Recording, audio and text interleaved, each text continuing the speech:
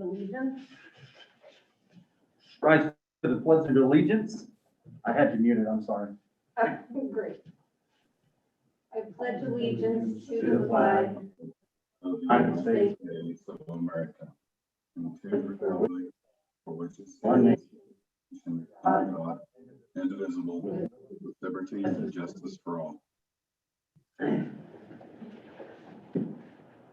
yes, I did actually call the meeting to order, but I guess I was on mute, so.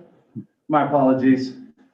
Okay, so there are no additions to the agenda, so I seek a motion to approve the agenda as printed. So moved. By Christie, Second, this has been. second by Ben. All those in favor? It is 6-0. Moving on to the consent agenda. Was there anything you wanted to point out on the consent agenda, Mr. Potter? There is not. Okay. Any No. questions from the board members on the consent agenda?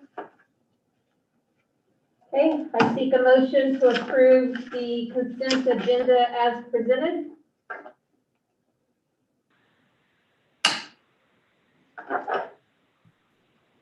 So moved. I'm sorry, who moved it?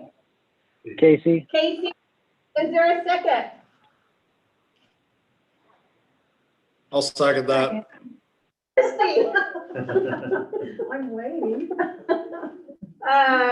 So we have a motion by Casey and a second by Christie. All those in favor? 6-0. Can you guys hear me okay? Yes. Okay, thank you. Treasurer's report.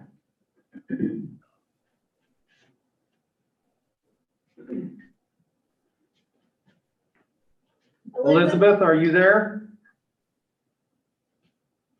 Maybe she's in. She says internet is freezing. Okay. The treasurer's report's listed in your packet. Things are looking as predicted, and the expenses are fairly typical to what we would expect here. The Spark funding, we are closing that out. All of those reports were due the 12th and the 14th, somewhere in there. Anyway, Elizabeth, are you there now? No, I see her on the I was phone. talking, I didn't realize that I wasn't.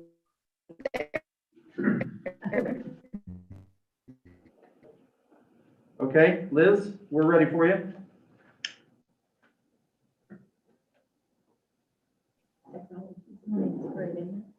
Looks like we're having some technology issues here, but Spark funding, we have extinguished the amount there.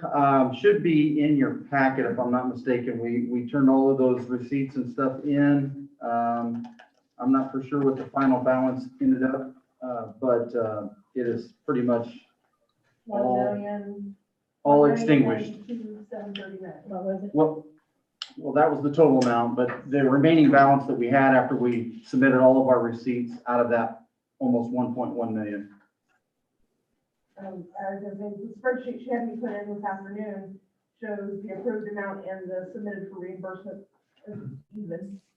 Okay, so basically zero balance left in that. We've requested all of the monies that were available to us through that. And so that was good. I thought Elizabeth did a nice job with going through all of that and trying to get as much as we could dealing with the COVID issues that we have. So, but as far as the treasurer's report, everything is looking good up to this point. Any questions on the treasurer's report? Okay, I seek a motion to approve the treasurer's report as presented. So moved, this has been. Second, I'll second that. I have I have a motion by Jen and a second by Jake. All those in favor? 6-0. Moving on to the administrative reports. Okay, principal reports are included in your packet. As always, our principals and ADs do a nice job of keeping our office updated as well as the board. And so take a look at those. There's a lot of good things going on in our district. So thanks to the principals for putting those in there again this month. Any questions on the principal reports? Okay.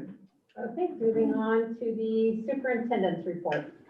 Okay, first item we had is bond information discussion. I've got a couple guests here tonight. One is online and Mr. Haynes and Mr. Sjogren are both here.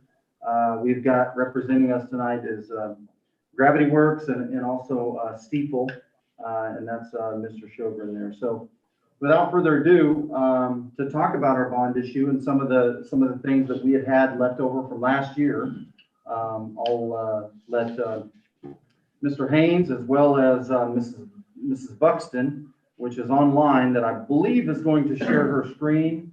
I just need to give her the opportunity to do so. And I believe she's got that now. So here we go. Where do you want me to stand? You can stand right there. The camera's got you picked up. Okay, great. Well, thanks, everybody. Thanks for your time today. We are, as with you, some of us are here, some of us remote. So Jordan is actually taking some time off coaching basketball at Oil Hill to zoom this in for me, this presentation. So I guess as a background a little bit, and then again, I had to take my glasses off, but the fog out, so I may struggle reading some of what is in front of me. I can help you. Knew that, know what it is for the most part. About a month ago, or a couple months ago, meeting with Don, talking about the bond project that we that was put on hold last spring. Pretty much the same scope with the addition of some pre-K classroom or pre-K work at Oil Hill. We took that information, we met with, about a month ago or so, right before Thanksgiving, we met with the facilities committee, both online and in person. A few were able to join us in the auditorium. Went through the scope again, kind of reaffirmed that, make sure that everybody was still on board with the same type of scope that we're looking at last summer or last year with the addition of the pre-K. After that, and then we can run through those scopes real quick if you'd like. Sure. Let's do that. Jordan, let's move to, let's just kind of run through them. This is the Benton Elementary, still looking at a new facility in Benton Elementary. This plan shows both, whether it's to the west or to the east of the existing building, one way or another, it's build a new building and leave the other one intact and then raise it once the new building is complete. Its location is dependent on what size the original building, the new building actually turns out to be. And in that are all of the attributes that are being incorporated into the new building. And you guys, everybody has, the board has this packet as well. Is that correct, Don? Yes, sir. Okay. Well, don't hesitate to interrupt me. I want to be brief for you, so don't hesitate to interrupt me if you've got a question about any of this. The next site location would be the Towanda Primary and Intermediate. The plan still is to add on to the primary building, so to be a one building facility in Towanda, and then the intermediate be vacated, and Don can speak to the 635. Yeah. 638, Special Ed Cooperative have, at the time, last year, they had agreed that they would take that over. And at this particular time, they're still interested in that. And that's really all I have at this point in regards to that. So none of that scope changed either. Moving on to the middle school, I believe is the next. Is that right? Greenwich Elementary. Greenwich, I'm sorry.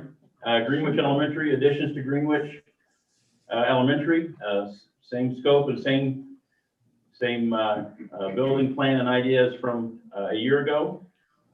And then as you see the list there, everything that gets implemented into that scope of work. Jordan, let's move to the next site. There's the middle. There's the middle school. Safety and security at the middle school. Safe room, it's still shown in 2 locations. It's not 2 safe rooms, it's just working with staff. These have been the two locations identified best to attach to the building. I think what's left is, well, no, I know what's left is to work with staff to find out which is the most beneficial for their daily use of the space as well. So that's the middle school. Moving on to Oil Hill. Its scope was pretty minimal a year ago. Stays that way with restrooms and safety and security. And then the addition of a pre-K, basically expanding an existing classroom that's next to the cafeteria, the new cafeteria, to accommodate a pre-K program. We move to the next one.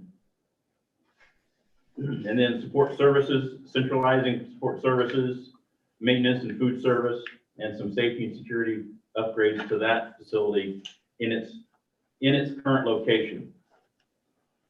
So running through that scope, Jordan, you can move on. Any questions from the board? Any questions from anybody on the scope of work being considered? Okay. Moving to budget, we initially, Brooks Dorman from Simpson is on his way. I apologize because we had a 6 o'clock or 7 o'clock meeting confusion, and Brooks is on his way. But the next, I'll speak for him, and when he comes in, he can maybe add to it if you've got any questions. After we confirmed the scope of work with the facilities group, we sent this back to Simpson to look at it based on what has happened over the course of this year. And as we project into the next couple of years for the project construction schedule, what has inflation and market pressures done to the project, as well as the additional scope of the pre-K program. Initially, we thought about a 5 to 7%. Brooks is here. I'm gonna let him speak to that right now. This is my turn, right? Well, that's my apologies. I just assumed, I'm on No. the 6, 7 o'clock thing. Yeah, Thank goodness for Twitter, right? Yeah. that's right. Yeah, so I guess on the costs, what we've done since we talked last year is really we've had to account for one complete year of inflation. Inflation's been between 5 and 7%, and when we went in, we applied a 5% inflation to the actual construction costs. What that ended up doing was, to the overall bond project, it was about a 5.4% inflation on all these numbers. There was also a additional scope of work that the district had us look at, which was at Oil Hill, the pre-K addition and the playground associated with that. That's really about a $400,000 project, the way we're looking at it right now. So between the 400,000 of additional scope and then the 5.4% inflation increase for the rest of the district, or for the rest of the bond project costs, the numbers you guys see in your board packets is the total that we're looking at right now, which is the $41,087,000. What was the original cost of last year's? It was, We done it last year. is it 38,612,000, I believe? 39. Yeah. Yeah, it was, well, 38,612,000 was a number Yeah. comparable to Right. this number. Now, that doesn't include the bond finance costs and the overall cost of the bond that you guys are looking at. So, The project fund last year was $38,612,738. Now, is the interest going to be different? Is it going to be higher? We're gonna let Steve. Okay. speak He's to gonna that. talk about that. Okay. yeah, these numbers really reflect the construction costs themselves and then the soft costs associated with the bond. So, the furnishings and all the things that go into the bond project costs. But this is kind of the construction project side of the costs, and then Steve will talk about the rest. Do you think that inflation will continue to be at about that rate, or any crystal ball moment that You you know, would have? It was interesting. A lot of what we based our initial numbers off of was Blackmore and Grandview Elementary that we did with Gravity Works. Elementary schools, very similar in size to Benton Elementary, and what we're doing there. And we've got, in our historical data, we've kind of applied inflation rates for all those years since that project happened. And we were within a few $1,000s of how we look at it today versus the historical data that we've got on record. So we feel like what we've anticipated here will get us, if with a successful vote in April, would land us in budget for, the construction projects. But I do see it's pretty steady right now at 5%.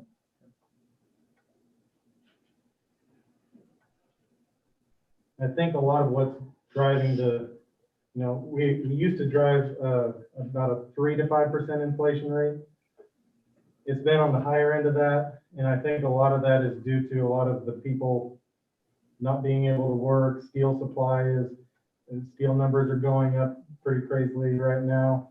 Wood was up pretty drastically earlier in the year, but it's pretty volatile right now, but it's still a pretty hungry and good market. It's just we're seeing a lot of the costs being passed on.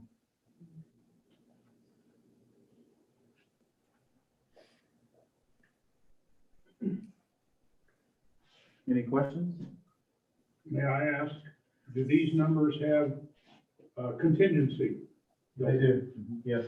We have let me look at that real quick so I don't quote that wrong, but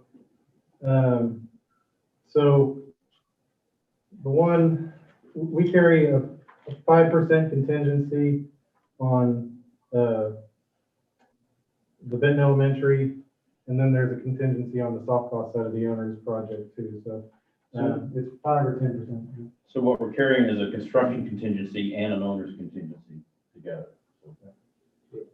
But they do include that, yes.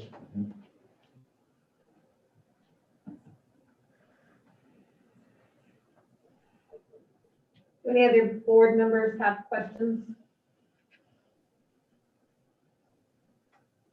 Will we have a discussion about the bond issues later, Janet? Yeah, we're gonna have a presentation on the finance part of it in just a second, and then we'll discuss amongst ourselves, I believe. Okay. Well, I think, Jordan, when you go to timeline real quick, and that just kind of sums up what we're looking at.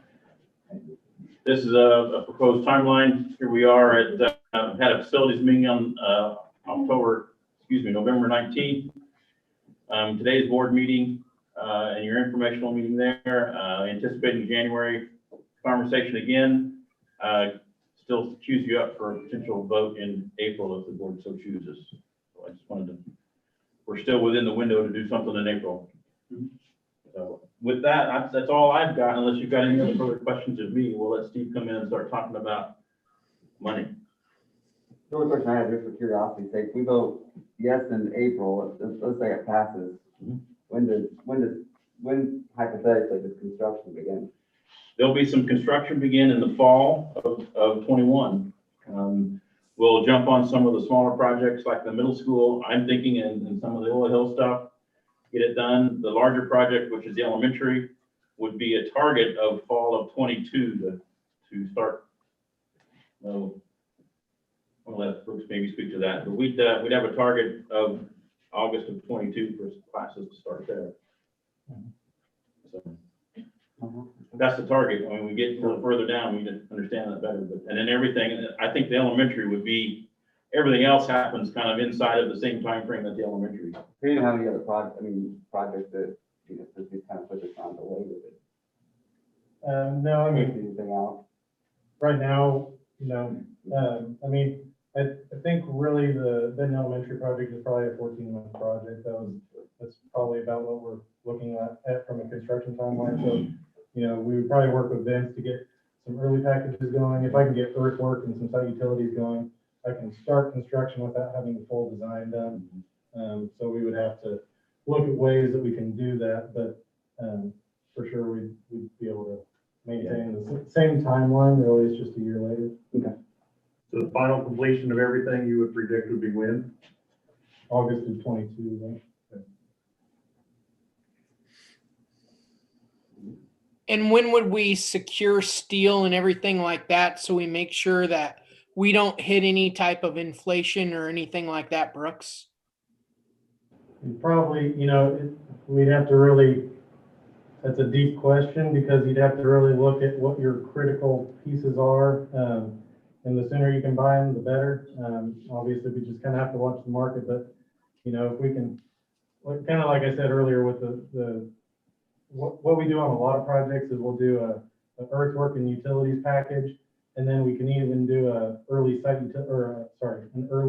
structural steel package where we can at least get the material bought, because it does typically have one of the longer lead times for construction as well. We can get going on the detailing and things like that. So we really just, as soon as we get a successful bond vote, we have to sit down with the consultants and Vince and really dig into what is critical path and how we attack it and get a plan going forward that meets the bond schedule.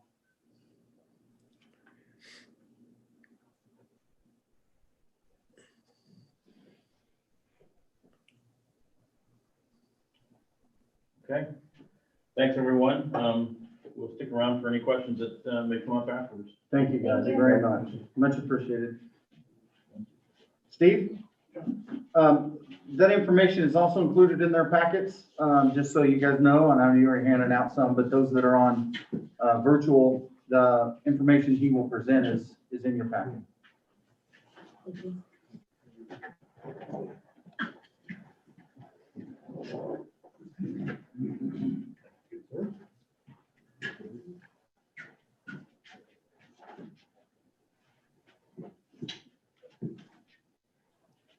Yeah, Steve Shogren, representing Stiefel Nicholas and Company, the Wichita office of Stiefel Nicholas and Company. Good to be back.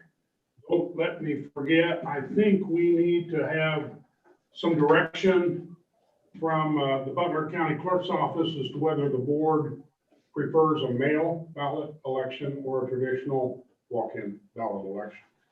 And there are pros and cons to that, but the Butler County election officer needs to know that.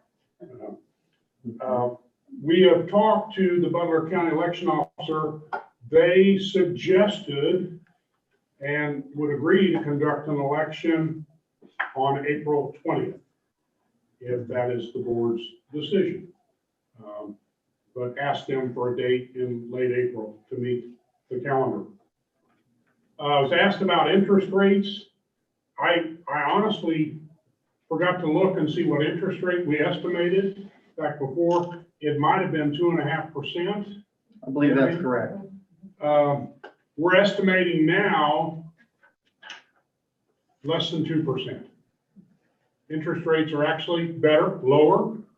However, for our plan of finance, because interest rates can be volatile, they don't always go down, they can go up. I'm using 2.25 for the financing. I think we'd be under 2 and probably closer to 175 if we could sell your bonds today. We've got very near historically low interest rates. In your packet, we've got a graph that shows the history of interest rates, 30 years and last 2 years. The bond buyer index is in there, and it shows as of last Thursday, the 20-year average rate for A-rated bonds, a term maturity is at, I believe, 213. That's the longest maturity. The blending, the lower rates is usually about 0.25% below that. And that's where I get, I think we're under 2%. And this issue would be a 17-year issue, what we're recommending. So that's even better. The shorter the maturity, the lesser the total interest rate and interest cost. Our plan is still the same. we didn't have Gravity's numbers when we ran this. I think the number that you saw on the board, the total cost of the projects was 41,087,000 and change. This is for 41,850,000. So we can pull this down a little bit by about $800,000. And actually, that would probably pull it down to a 16-year bond issue rather than 17 years. We'll do that, I think, assuming it works, and I think it will. Basically, you might recall this is our wrap financing. You have existing bonds that mature through the year 2031. You are levying 21.39 mils to service those obligations. This is proposed to structure these bonds so that they dovetail in with those. And our goal is to create a financing for 1 mil levy will pay off everything. And that mill levy, in our recommendation, would be the same. It would just be a continuation of that existing mill levy that you've been paying, and probably actually been paying a little higher than that in previous years. If rates come in 175, we're gonna pull that down a little bit. And that'd be a good thing. Anyway, we'll adjust this with that new number from Gravity, this bond issue to accomplish that $41,850,000 project fund was $43,145,000. Will probably be under 42.5 million as to the total bond issue, which includes cost of issuance, which includes some capitalized interest, because we're in the middle of a budget cycle. When we issue the bonds, we don't have any tax collections for that first 6-8 months, so to speak. And so we account for that in the first maturity. But I think it's a good plan of finance. It's a good time to borrow money, unbelievably low interest rates, the lowest I've seen in my long career. So we're glad to see that. But I think you want to come back at your meeting in January, adopt the resolution. We've included the ballot language that was approved by the board for the canceled election. And so I think it's going to be similar, but we'll work with your administration, we'll work with the architects, and we'll refine this to meet this new project. And I don't think there'll be much change, but it'll be similar. So, and we'll bring that in a resolution at your meeting in January, and you can tweak it at that time. We want you to be comfortable that the language is accurate in what we represent to your voters. Then with approval of that, we'll apply once again to the State Department of Education for permission to put this on the ballot. You might recall in the last few years, we've been dealing with the bond cap. The bond cap with the COVID is not a problem at this point in time. There's over $400 million left, very few bond issues. We had one bond election, that was for Conway Springs, a little bit over $4 million in November. Most elections like yours were canceled and backburnered. But I think that's an opportunity for Circle Schools. If you have challenges, and you wouldn't be looking at this if you didn't, the cost of addressing those challenges, I don't think will ever be more affordable than this point in time. And I'd be glad to answer any questions. And once again, I think if not tonight, we can design that resolution for either or, as to mail ballot or not, but I'd rather get it in concrete form if you can have that discussion or make a decision tonight. The way things are going with COVID, the way I see it, unfortunately, things are as bad or worse than they were in the last 6 months. Things are escalating. And so with that concept, a lot of your voters may be more comfortable with a mail ballot opportunity. That has some challenges because, in my opinion, it shortens our educational process because the ballots go out about 2.5 weeks before our actual election date. And I think most people get a ballot in the mail whether they're educated or not, they mark it, send it back if they're gonna vote. And so it shortens up our educational. I think the day that the ballots are mailed should be the culmination of our educational process of the voters. Now, that's not a huge problem, but I want to make you aware of that. What is the financial impact on, at one time we spoke about impact on $100,000 house. What type of impact are we looking at today? Well, with zero mill levy increase, with the continuation of the same mill levy, the impact on a home is zero increase in property taxes. So that's the way we look at it. Does that answer the question? That's what I wanted answered, yes. Okay. With the wraparound structure, how many years does that add to it? Let me look at it again. What was the question? Yeah, the bonds currently that you have outstanding are scheduled to mature in 2031, which would be basically 10 years more. This would take and extend that mill levy out to 2037, I think. So another 6 years of the same mill levy should amortize this $40+ million worth of obligation with the same mill levy that your voters are used to at this point in time. Basically, that question, Jake, was how much more time would it add to our current bond issue obligation? As far as the mail versus walk-in balloting, I know we've talked about this in the past. I can't remember what the answer was, but typical success rates for bond issues on walk-in versus mail-in ballots. Is that a question for me? Yeah. Is there a difference between them? You know, mail ballot has been commonly accepted, used more and more as time has gone on. Statistically, we have asked and talked about it a lot, and there's very little statistical difference in success or failure. We've always recommended the walk-in ballot with the methodology that we use. We like to get a committee working that's committed to the issue and focus on a date to generate interest and information and get voters to the ballot box on a specific date. We lose that impact to a degree, as well as lose 2 to 2.5 weeks of opportunity to educate people.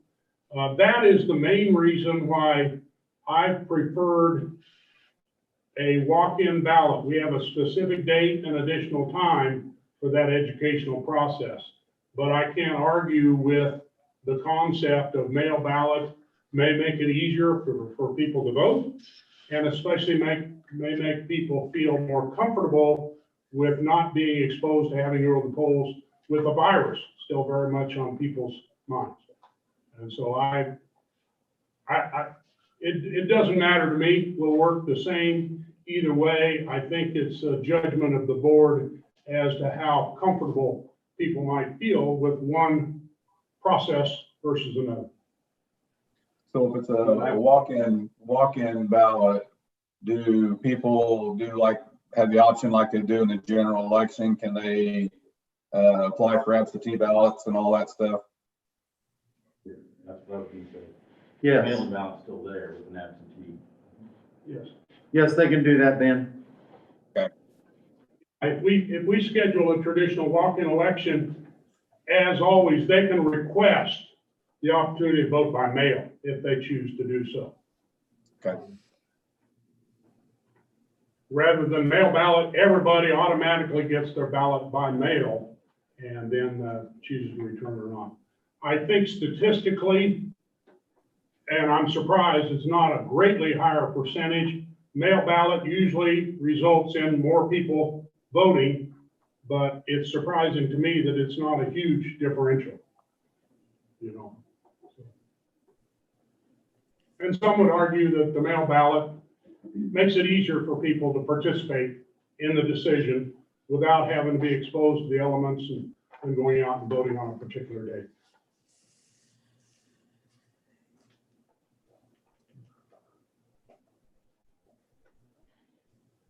Any other questions for our guest?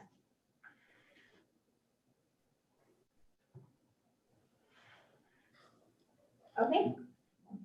I think we're done with the guest portion of the bond issue, and we can discuss it now, because I know we have to get some decisions made.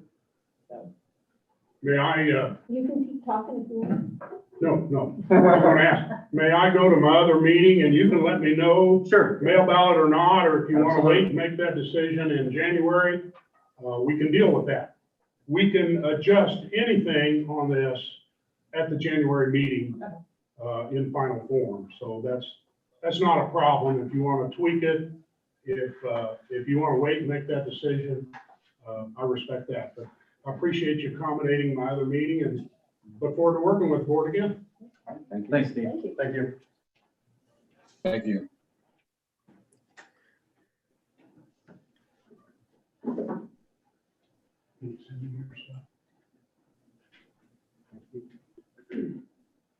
You want to open the discussion? I was just gonna say, any discussion or any thoughts around that? Just so you know, timeline, as I mentioned, we're not voting tonight whether to have the bond issue or not. But just some information about what that would look like if the bond, or if it came to you, in January. And if we don't, if based on discussion tonight, if it doesn't come to the action item in January, that's just kind of where we're at right now. It's up to you. I think, there has been some discussion about, obviously, the April timeline. Is that too early, next to the pandemic? Should we, I mean, and these are just discussions that have had, should we postpone that not postpone it, but move it forward a few months? I don't know what that answer is. I mean, there's pros and cons to both, but something the board, I think, should take into consideration when looking at how we move forward with this. I would be more than willing to bring this as an action item again in January for your further consideration. However, in January, we would have to decide one way or another the direction that we're heading, whether it be a lot of decisions in January will have to be made if we decide to move forward, similar to what we did last year. Of course, as you know, last year we postponed it, but all those decisions will need to be made again and paperwork filed. And so there's some time-sensitive action that needs to take place at the latest if we're going to do it in April, January. Do we still have sorry, Ben, go ahead. Just real quick, remind me, last year, was we gonna do a walk-in or mail-in ballot? I don't remember. We had planned to do a walk-in last year. Thank you. I've slept 360 times since then or something like that, so. We What was still your have, question, Jake? do you still have a committee together discussing some items, or what are we at there as far as the community involved? Well, what we did was we met on the 19th, just a scattered amount to look at. We didn't have a great participation in that, but the project is basically the same as what it was last year, with the exception of adding a pre-K addition to Oil Hill to prepare us for the future as a program there down the road. So really that committee had done their work. The bond hasn't really changed much since we postponed it, I guess is my point. I mean, discussion last time, if I recall, right, we were talking about a 1 mil increase to fund it last time. Is that correct? I think that's where we were at, 1.5, somewhere in that range. So now they're saying, come in, there's no mill increase to our taxpayers. We're extending our indebtedness by 6 years, and we completely update essentially our district as a whole. I mean, I think at this point, I mean, it makes a lot of sense. I mean, yes, we're increasing, the length of our debt, but we're not causing our taxpayers any more money. So at that point, I mean, it seems like a no-brainer right now. And I'd hate to push it back too far, where now we're starting talking again about, now we are talking a mill increase, you know? Because like I said, we don't know how it's gonna change over the course of the next 6 months to a year potentially if we continue to push it out, so. Well, the cost is gonna go up. Sure, more exactly. So, I this mean, year. But I think too, like I said, the sensitive issue of kind of right next to the pandemic is something to consider, but our facilities are in need. I think Mr. Jansen and I were talking, we've got 2 roofs that will equal about 1.1 million that are scheduled to be replaced by the end of 2021. This would put all of our roofs across the district in great shape over the next 20 plus years.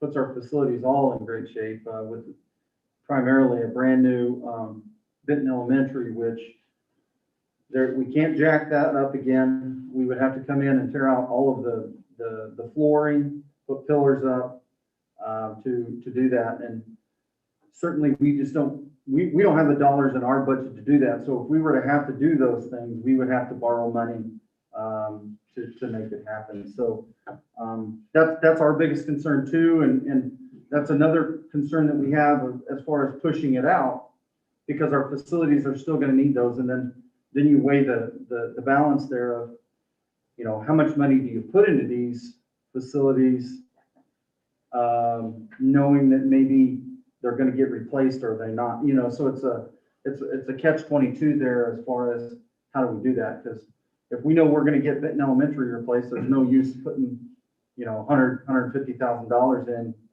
doing X, Y, Z. So. And we are seeing some movement in that foundation again. It's lower than it was. It was, helped to mitigate that, but we are seeing some movement there. I just pulled up from last year's presentation, and it was going to wrap us to 2036 versus this time is 2038 for the year. And then last spring, it was a net tax increase of 1.75 mils. This time it's 0. but that 2038 is And very minimal amount Yeah, of so you're, yeah, and the 2037 with this is projected a little bit higher than what the numbers actually came out. So it's about $800,000 less. So that would knock off that last year is kind of what he had talked about. So 1 year. yeah. So I mean, I think too, by the time, if the bond passes, we're talking about August of 22 of taking basically ownership of Benton Elementary. So we're really quite a ways out still of habitating that. So anyway. Any other questions or thoughts? I have, would you like for me to, oh, sorry, go ahead, Ben. I was just going to say, it seems like to me it's the time to move forward with the interest rates where they're at. Like I say, it's not going to get any cheaper. I think we've got a pretty good case, pretty good marketing pitch to promote it with a zero tax increase. I mean, if somebody's going to really challenge it, I mean, they're saying, well, our taxes would have gone down. True, probably would have a little bit, but with a $0 tax increase impact and be able to bring our facilities up and manage a lot of maintenance or negate a lot of maintenance that would be done on old buildings, I think it's time to move forward. Right. And to argue that point a little bit, Ben, on taxes would decrease, yes, they would decrease after it'd be year 11, because everything's set right now to go through 2031, and they would stay at that same mill levy. So Right. it wouldn't reduce automatically the next year. So really you would be saving 6 years there, maybe taxes that wouldn't go down. I mean, that wouldn't go down. So that would be kind of the counter argument to that. So, but it is true. I'll agree with Ben, and I think we need to definitely do a walk-in ballot. I'm all for that for all sorts of different reasons, but I think you'll get a better out for ultimately the new schools that we're looking for. I'd agree with Jake and Ben about a walk-in as well.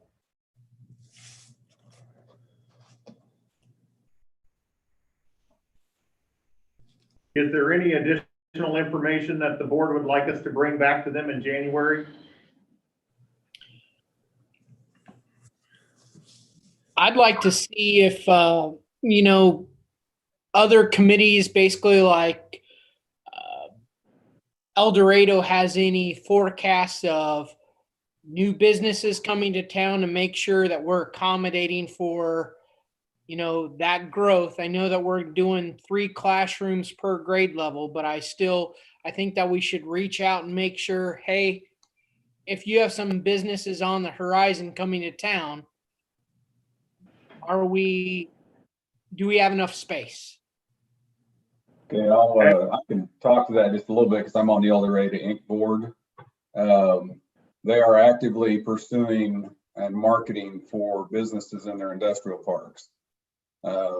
They've had 3 or 4 narrow misses on some pretty large companies. So they've got active companies they're negotiating with, or in the finalist as a finalist as.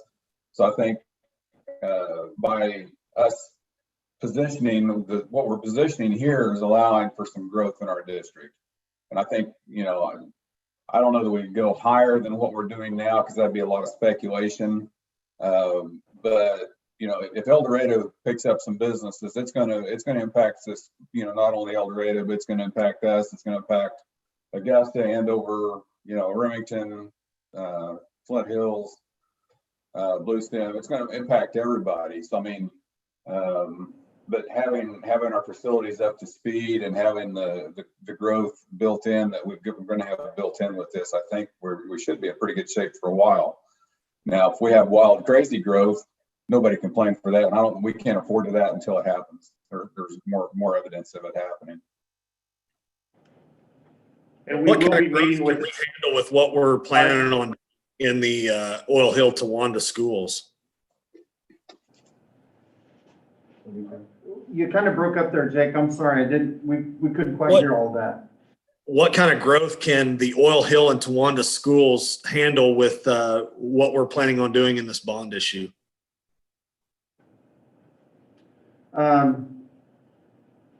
Basically, what we would be able to handle would be a 33% growth at Towanda.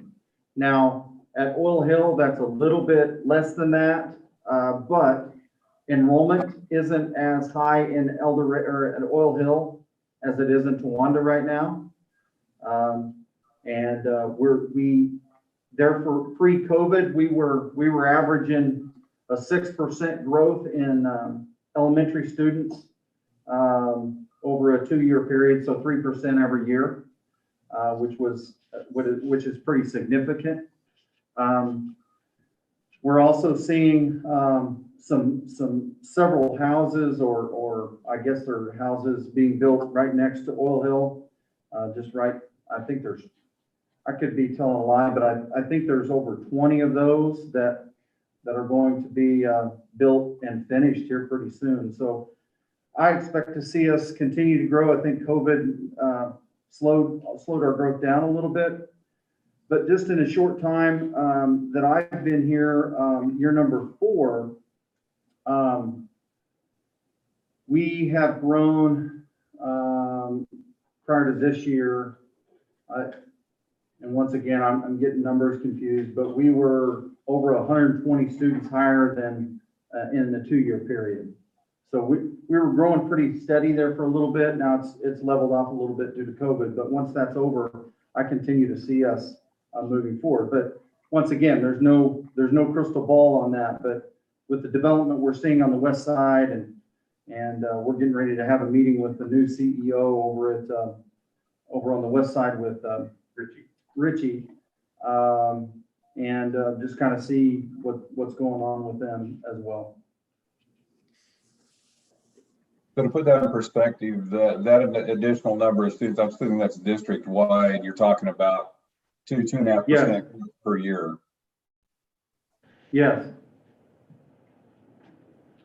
And and that was pretty steady. A little bit more in the elementary than we saw in the high school. Of course, it was about a 3% bump, but I expect it to continue to grow with the locations that we're in and the education that we provide. We see it every year where we have tons of new applications and also people moving into the district. Of course, that's our, that's what we've seen in the past. Now, that's pre-COVID, post-COVID, who knows? But that's what we anticipate.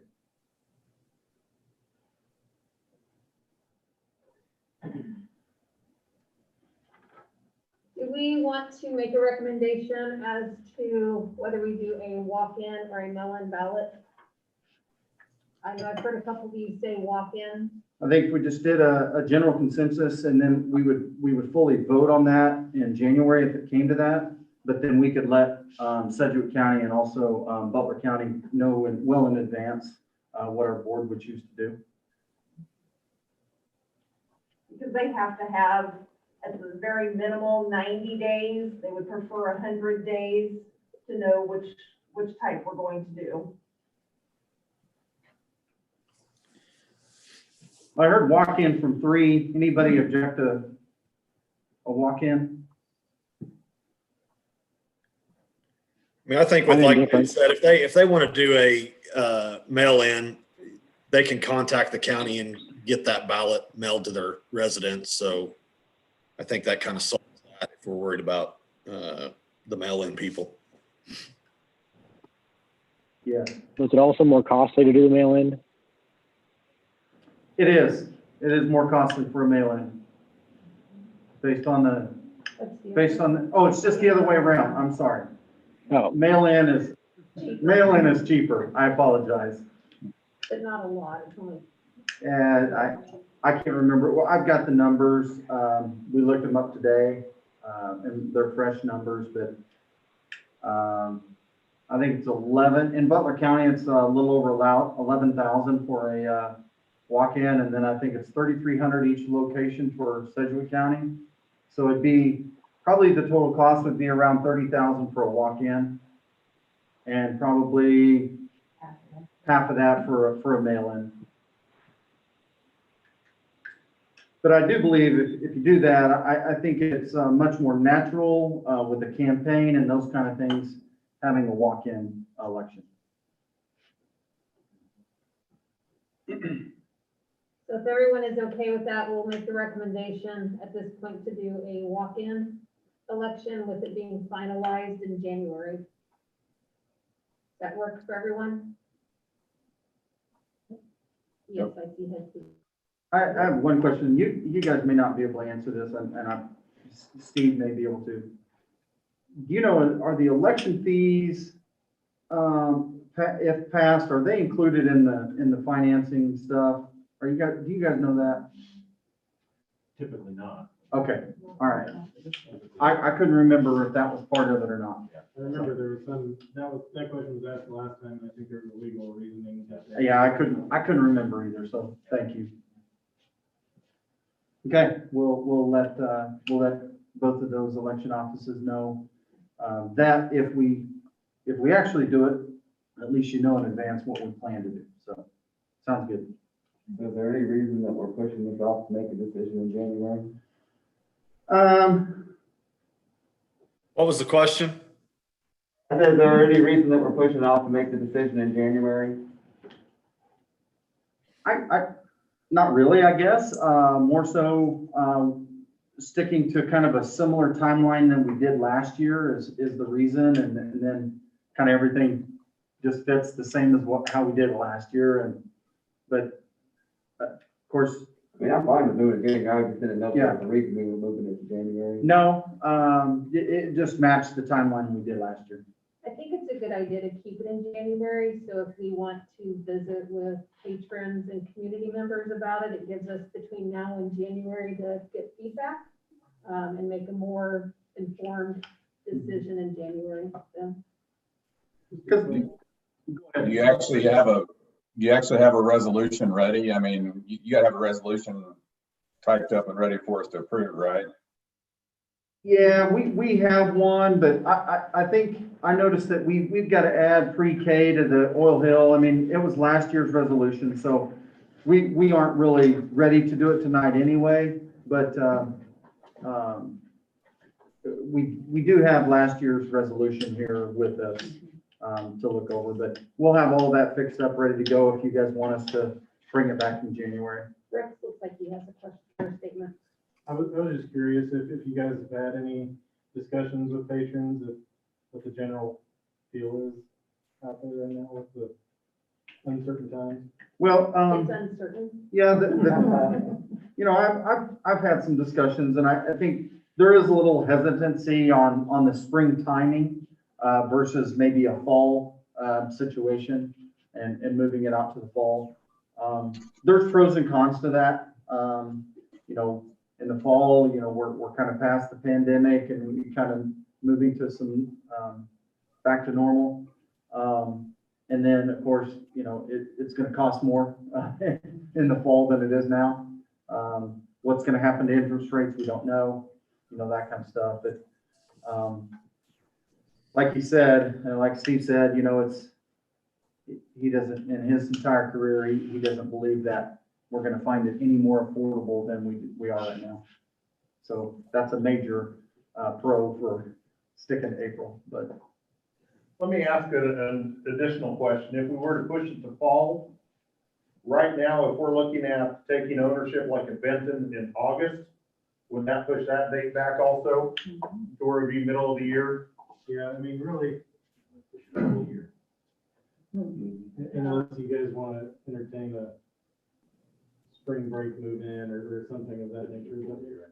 I don't know if they can hear you. You may want to step forward a little bit for them. Yeah. So if it's postponed to the fall, you would anticipate probably August of 23 for a move into Benton Elementary versus August of 22.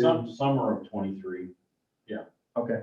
Like Which- early summer, it would be ready, but we're just not in school. We've passed some, we've been on some bond projects that have passed in the fall, and that's more typical of what those schedules look like is you're moving in around July 4th instead of cramming it to the end. To be honest with you, the August 22 timeline, we'll have our challenges to meet those deadlines for Benton Elementary. I think the other projects will be able to go off fine. It's doing a 70,000 square foot elementary in 12 to 14 months is about what it takes to do it, but then you've got the move in and the furniture to move in and IT infrastructure to get hooked up with, you know, your IT staff and all those things. So, you know, if we moved any off of that April, you're really gonna lose a year. And that's with good weather, Yeah, right? yes. Sunny and 70. No, we can't get any snow. Are there any other questions from the board at this point concerning the bond issue?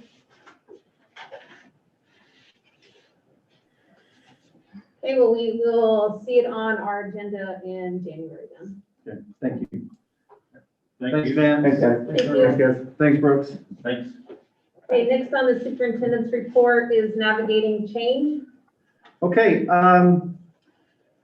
you know, as you know, we're finishing up Spark money, and there's a lot of things that Spark money did for us through this navigating change from September to now. Citywide cleaning, which came in and did a lot of our cleaning stuff.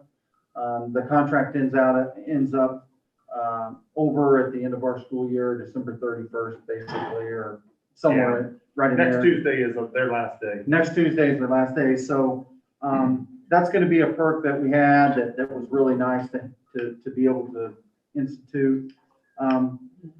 You know, the last few weeks, we, of course, all year long, but really the last 4 weeks, we've been hit pretty hard with some substitutes and unfilled subs and that kind of stuff. But our administrators and teachers and everybody have done an awesome job of you know, managing that and doing everything that they can. Our teachers have done a nice job of managing remote students as well as on-site students at the same time. very proud of the work that they've done during that because, you know, at some points with quarantines and close contact situations, you know, a group of 15 students, you'll have 5 in there one day and 15 the next. And those same 5 or same 15 went from remote and back to in-person. And so they've done an awesome job. So can't give them enough credit for keeping us moving and our administrators for doing a nice job.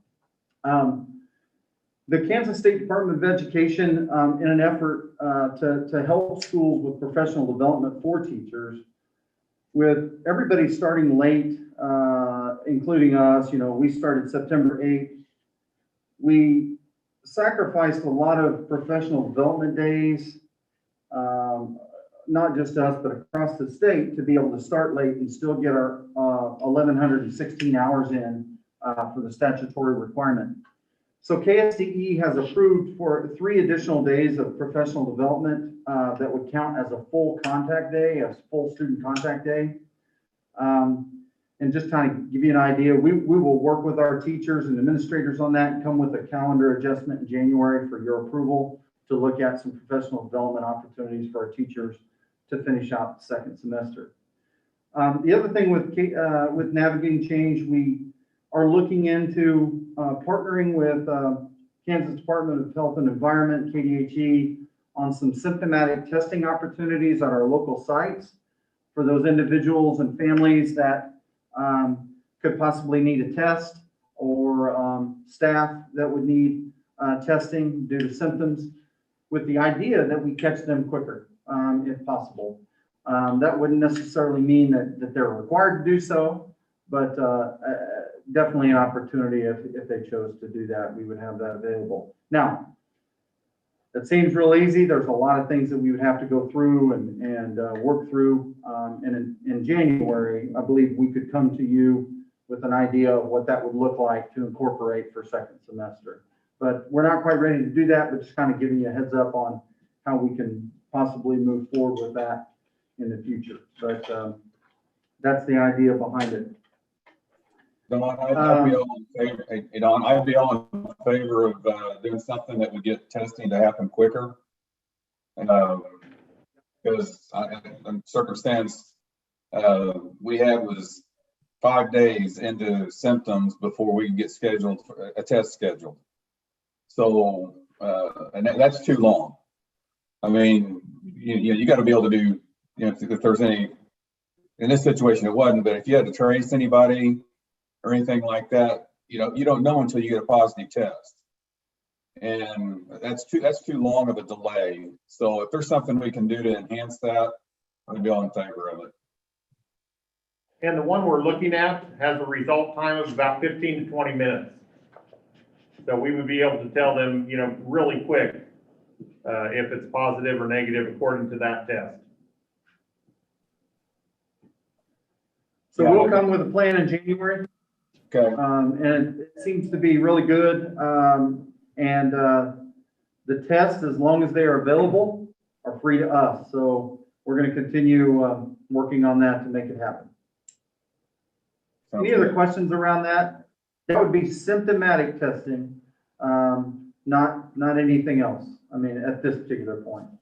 And you will have to get a parental consent on that, correct? It's not, a kid's not going to be able to walk in and just say they want a test. That's correct. Okay. That would be, certainly we would not want to test any student without parental consent, no way. Because more than likely, I mean, the way it works out, I mean, the parent would supervise that and we'd probably have to have them on site to go through that. This would be available for staff also, right? Yes, sir. It'd be a great opportunity for staff to be able to get tested quickly. And like I said, just an opportunity for us to catch that quicker and be able to eliminate any close contacts and further quarantines for individuals. Just to clarify, Don, just make sure I understand all this correctly. So it will be administered in our facility. Will it be one of our facilities employees administering this, or is it a company that comes in to do this? I'm gonna let Mr. Jansen kind of talk about that a little bit. He has visited with the individuals at the Health, Department of Health and Environment. So, Mr. Jansen, you want to talk about that a little bit? Yeah, they've been piloting this in several schools around the state and had very good success. Oftentimes, the model that it's looked like in those is that this is a nasal swab. And so it would be something where we may call the parent. We would provide them with the nasal swab. We would observe the test. It may be, you know, when we go out and take the kid out to the car, they could administer the test right there. We could take it in, get the results for them while they take their student home. By the time they get home or shortly after, maybe we could call them with the results on that. But we would probably have the individual, if they're older, administer it themselves. Or if not, if they're younger students, we would probably have the parent administer the test. And then we would read it and record it. And who would be reading these tests? There's some training that goes along with that. And we would have those individuals in the building, whoever was deemed. And we haven't really talked to administrators yet, but the concept or the model that other schools used, they identify a person or individuals in the building. They get tested get trained for that testing. And then from that point on, they are the ones that read that and record it for the state.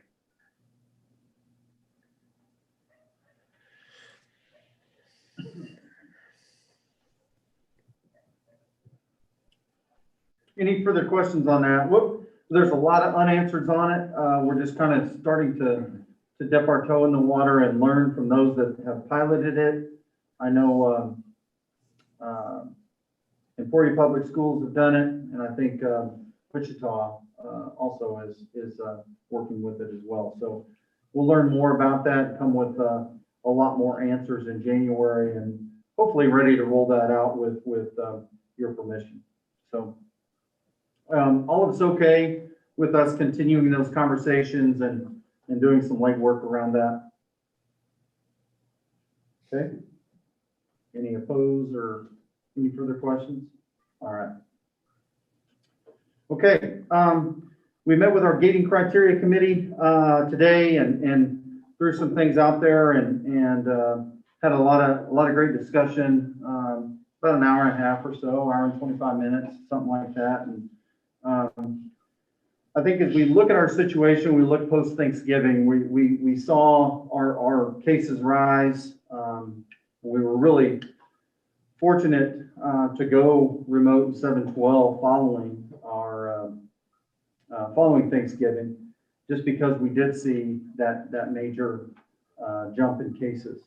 And I think obviously the situation really comes around mitigating further cases continuing following Christmas, just like wearing masks or social distancing or all the other things that we're doing, looking at further mitigation strategies so we can stay in person for a longer period of time. Because one of the things that we're seeing right now, we are in person, but we're seeing a lot of quarantines, not necessarily for us. We get about 35%, 35% are due to school contacts, and anywhere from 60 to 65, 70% are from household contacts. And us being the hub of that presents some challenges when we talk about quarantining kids. So we've had kids that have quarantined 2, 3, even as much as 4 times. 2 months of school, they've been in quarantine. That isn't in quarantine situations. That isn't any fault of ours. Those are just rules. Those are just, in some cases with some kids, unfortunately, it's just bad luck. You know, it could be 3 times of outside contact and 1 time in school due to a sporting event or on a team or whatever. And so it makes it really difficult as we continue to navigate through this. And certainly it's difficult on their education too, because they're in and out. And so in looking at trying to help us with that, the gating criteria committee looked at post-Christmas, what do we do as far as, do we go to remote? Do we look at how, you know, we move forward with mitigation strategies post-Christmas? Because like I said, and I don't have it in front of me, but we're starting to see our numbers climb again. You know, we came back pretty fresh after Thanksgiving with 92 quarantined, I believe, and very small cases. We're up to our highest number of cases we've had, and primarily it's due to post-Thanksgiving is what we're seeing. The experts will say that it's ideal for us to look at a remote option post Christmas time for the sake of mitigation and also for the sake of looking at our hospital capacities and such.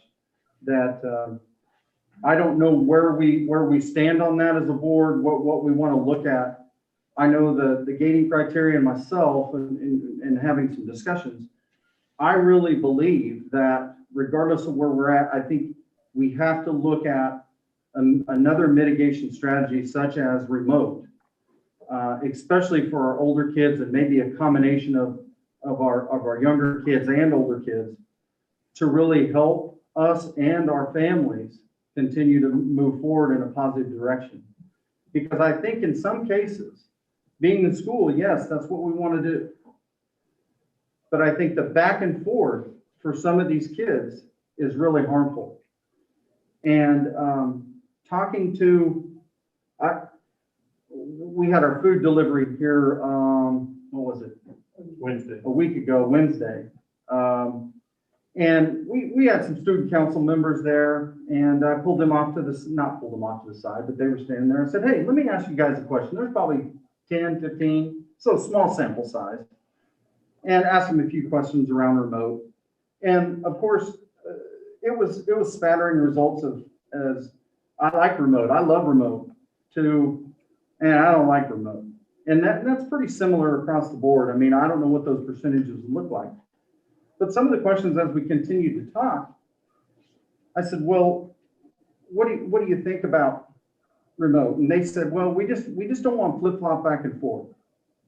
And that's with quarantines, that's with everything. If we're gonna go remote, let's go by a normal, or attach it to a normal break to where, you know, we're not in and out and in and out, with the hopes that we can limit some of our quarantines. Had a testimony from a kid who,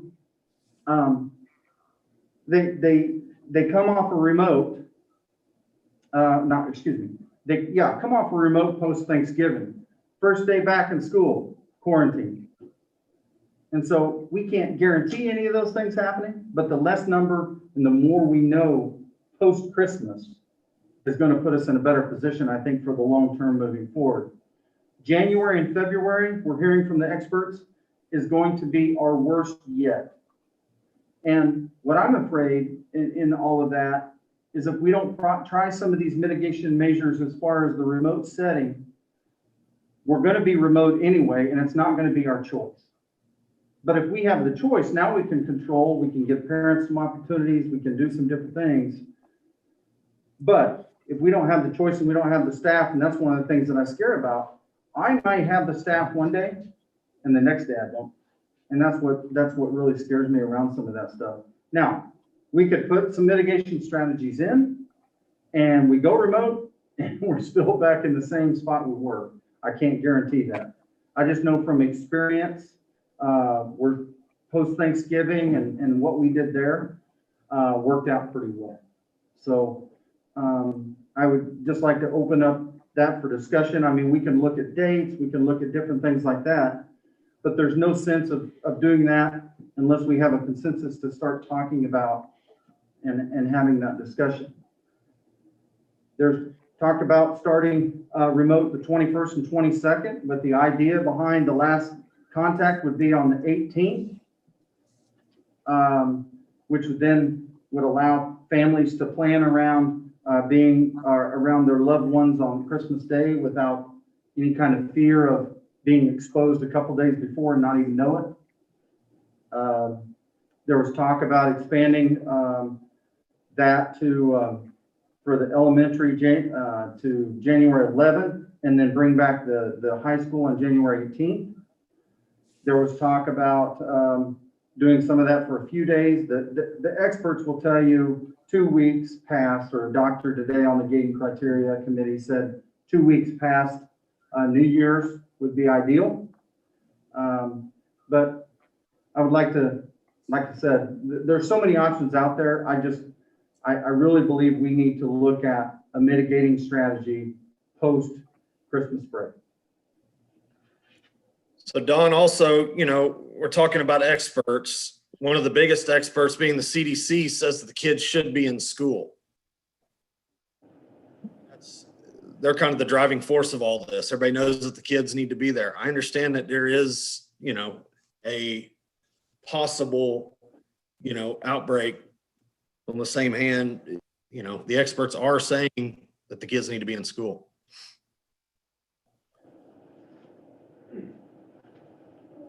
I would agree. They do need to be in school.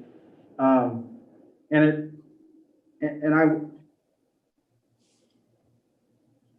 would say though that if they're quarantined and there's positive cases, that makes it difficult for them to be in school. And I would agree too. I would agree that kids need to be in school. And I think that's why I'm looking at or recommending us look at something to do to help us remain in school during those difficult times and be able to get past some of our holiday gatherings to where we don't have such of that surge within our school community moving forward. Hey, Don, with So kind of what you just talked about of, hey, the right place for, students is in school. Would your recommendation be adopt the Butler County modified quarantined solution then? It wouldn't, and the reason why is because we can't do that for all of our kids. All of our kids aren't, we would quarantine those that are in Sedgwick County and not in Butler County. And I think still that the CDC and KDHE would still recommend that mask and 6 foot social distance. And so I think as much as we would like to do that, I think that it's not the safest way to handle that at this particular point. Now, there are some changes to that quarantine that we will talk about at the next item. Yeah, absolutely. And I understand that, but I'm looking at different caseloads from what I've got today, and we've got 168 kids and 17 staff across the whole district. That and of that, the questions I have is those that are quarantined from school cases, how they're not coming down with it. And from what I understand, nobody that's been quarantined from a school has not come down with COVID whatsoever. So why are we still quarantining these kids? Because some of the, I've got kids around our district right here in Benton, and some of them have been quarantined like 4 different times and never come down with it. So what that's telling me is the mask is working, and we need to get the kids back in school where they can get the education they deserve. Well, do we know they're not coming down with it? Are they all getting tested? Because I think that was part of the conversation today. We talked about asymptomatic and how many kids are walking around that are continuing to pass it from person to person, but they don't know it because they're not getting tested because they don't have any symptoms of it. So, I understand exactly what you're saying, but until we've tested everyone and everyone's been tested, we can't matter-of-factly say, we know for a fact that nothing's happened at the school either, correct? Well, yeah. But what I'm saying is we've got 17 teachers that are quarantined as well, and they have not come down with it either. Well, That's we the have case, since we spreading that from student to teacher, student to faculty. and that has happened, Jake, in our district since we've talked last. that is definitely, there has been, some cases being spread, and we were investigated as an actual, with the possibility of being considered a cluster. Now, what does that mean? That just means that a bunch of cases derived from there and spread out from there, but typically That's in a not the classroom, information I was told today. it has happened. I don't know where. That we're getting different information from different people I'm getting at. The information as far as that's spreading from person to person in school, that's a hard one to determine for sure that that's happening. And I think, you know, if you're talking about information I gave you, that was part of that is, you know, can we determine that it's been at school? No, we can't in a lot of those. And a lot of those we've talked about are community-based and they don't have a connection to our knowledge in school at that point in time. However, there are some of those that there's potential there. I'm not going to go out and say that, yes, this was spread at school when we don't have a direct correlation to that. Does it happen? I'm sure it does. And again, a lot of the students are asymptomatic at that point in time, so we're not sure, you know, if they are spreading it to someone else and it's third down the line that, you know, it gets there. We can't determine that, unfortunately.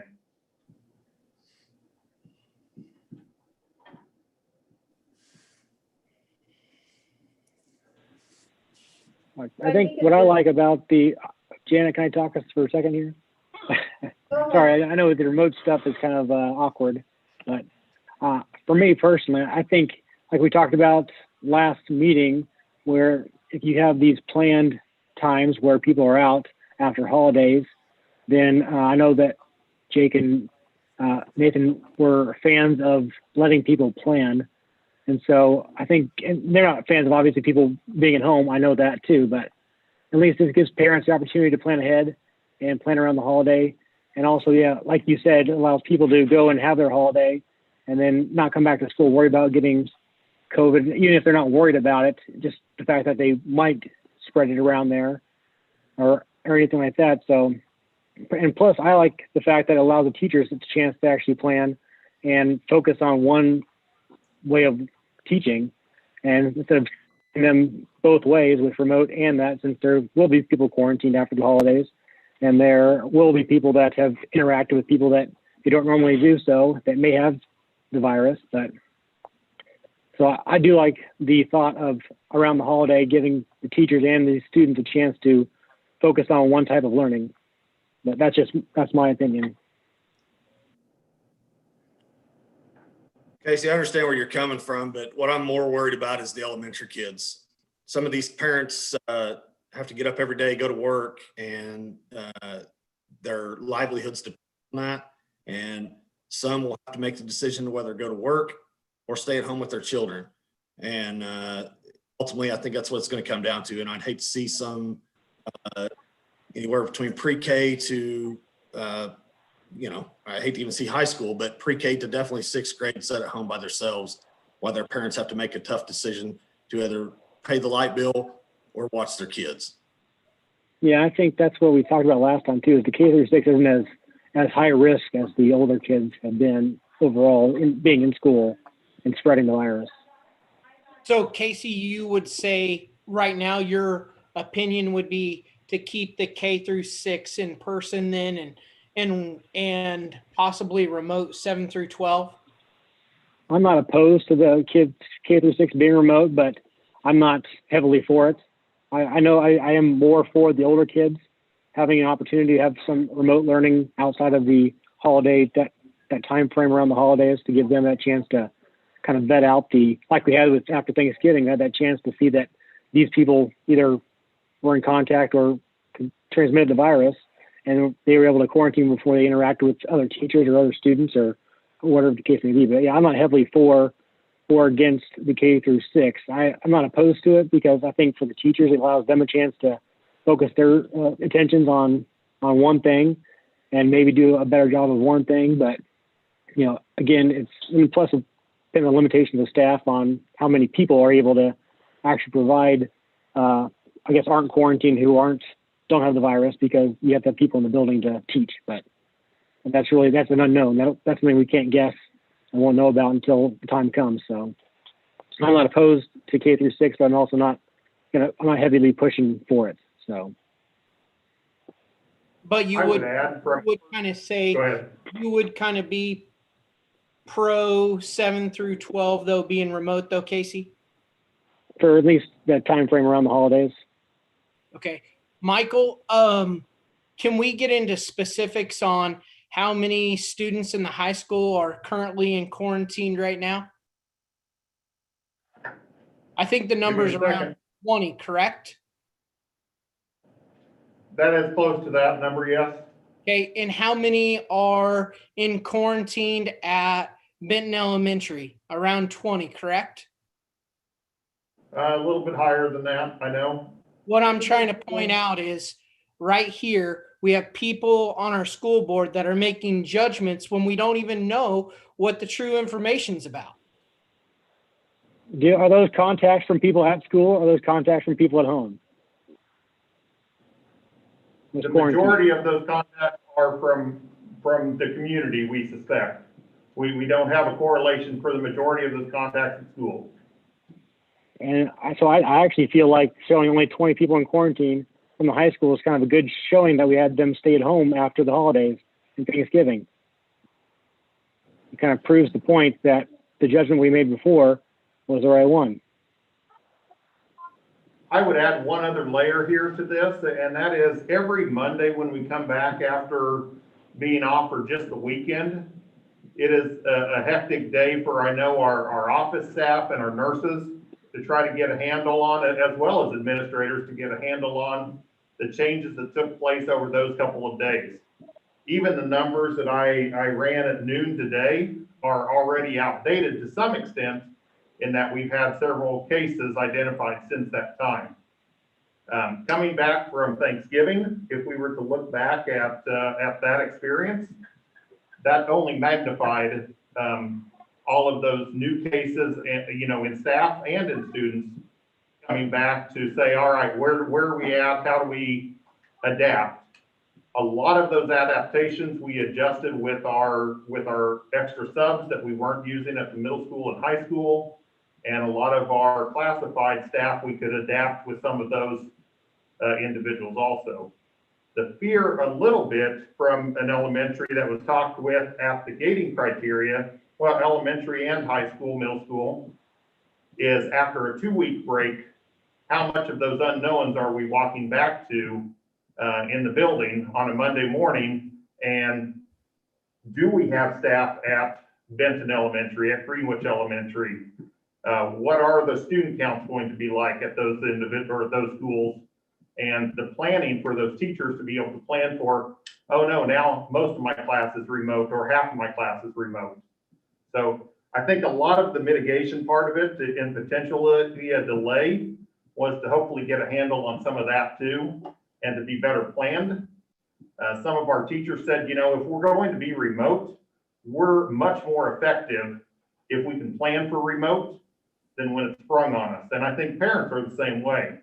They can make better choices for their children if they can plan on it than to get it thrown at them at the last second. And that fear of that 2-week break or so at Christmas is kind of that thought with the mitigation potential. But we have the same numbers in the high school that we do with a grade school that was in person though. And so Casey was talking about, hey, it's great. The numbers would have been higher in the high school if we would have been in school, but yet the numbers. I didn't say they would have been higher. And there's no evidence either way. Yeah. 10 days ago, there was a school, not a school provided dance, but basically one put on by the parents. And there were 210 high schoolers at the dance 10 days ago. So we should be seeing some effects of COVID in our school if it's really an issue. That's not how it works.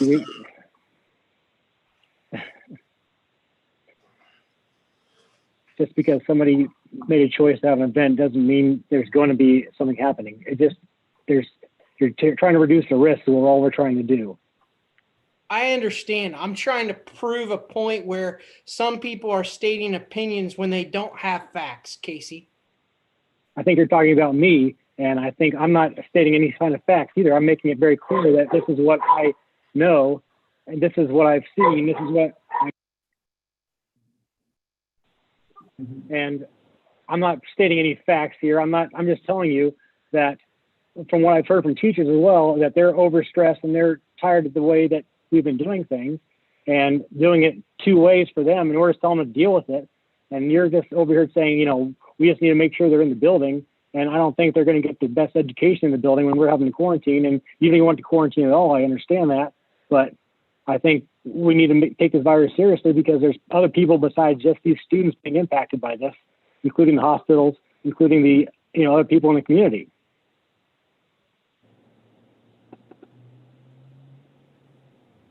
But on the same hand, I mean, we're not here to, I just wanted to discuss this and everybody get through it. But on the same hand, we're offering remote already. And when you got 85% of the students and the parents wanting them in school, I think that's what we need to take in consideration. Casey, I understand where you're coming from. I get both sides of it. I understand the teachers are under a lot of stress. I feel horrible for them. But we're all as a country going through the same thing. And ultimately, we're doing this for what's best for the kids, and that's to keep them in school, try to get them the education they deserve.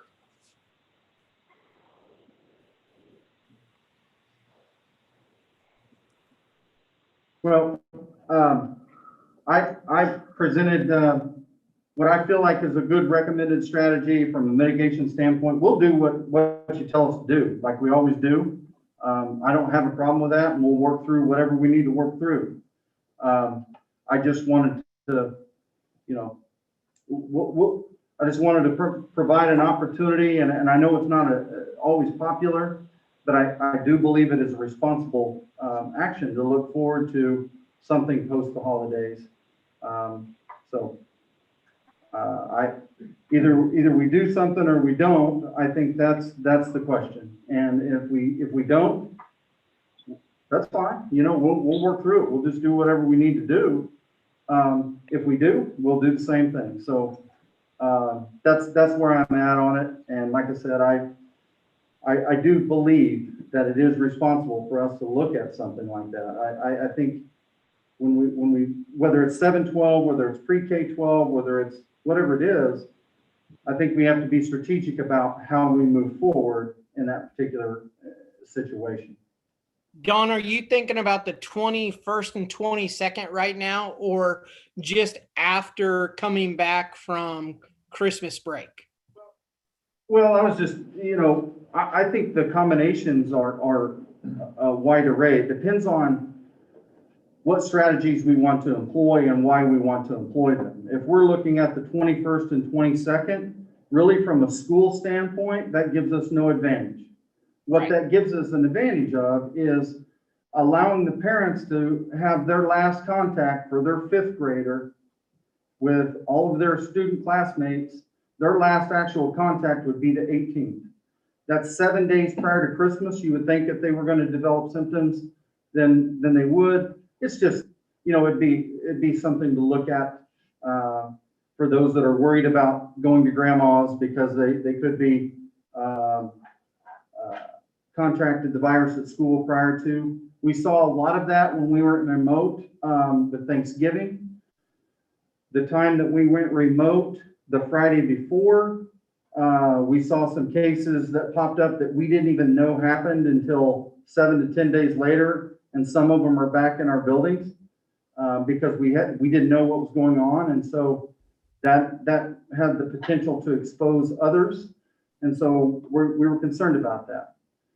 Post, you know, if we look at the strategy post Christmas and the holidays and whatnot, that's primarily looking at, okay, this allows us to get our feet underneath us, make sure that we know where those cases are. We know what staff that we have. Let the virus kind of run its course through. It eliminates quarantines. eliminates possible exposures to various people. Students still get their education. Now, granted, we know that remote education is not as good as in-person education, never will be. But in an effort to look forward to reducing those close contacts and et cetera, the idea behind it would be to be able to stay in person past that and not lose a bunch of staff possibly or students to quarantine. So, like I said, I mean, with the high school and middle school finals, do we have a good feel for, hey, can they get everything done by the 18th right now? well, I believe that we could. Now, I did not get ahead of anything and really have any major discussions with the administrators, but I do believe that they could. Typically, our calendar would have ended the 18th, but since we started September 8th, we put in the 21st and 22nd as additional days so we can count those as time, or add additional days to it. So, And aren't we talking a day and a half anyway? it'd be a day and a half before Christmas, yeah. But, and like I said, I'm not recommending any particular time frame. I'm just looking at, we have to provide some mitigation. And I don't know, people will say, well, you know, doctors on our gating committee will say, you know, 2 weeks is after Thanksgiving, after Christmas is ideal. Do we have to do that? Absolutely not. But are there some mitigation strategies that we can use to help us? I mean, there's a lot of ideas out there, and like I said, we'll do what you tell us to do. We're not afraid to do that. And we've got great staff and great principals, and whatever happens, we're going to make it happen, because I just trust our people that much. And just in clarification, when they said 2 weeks after Christmas, that was after Christmas break, because their concern was New Year's Eve a lot. Yeah. Yeah. Sorry, thanks for the clarification on that. So that would take us to the 11th or the 18th. Well, 2 weeks would take you to the 18th. You could back that up to the 11th and look at it from that perspective. You know, you could take elementary and back it up if you wanted to the middle of, you know, January 6th instead of the 4th to, you know, there's so many dates that you could throw around there and change and say, and justify why you wanted to do it. But, you know, if we went 2 weeks, would that solve it? I don't know. Would a week solve? I don't know that either, but I think it certainly would. It can't hurt. And I know that the idea behind remote is not fun. I don't like it either, but I think we just looking at the responsible piece of it, and kind of a flexibility from both ends, I think is crucial.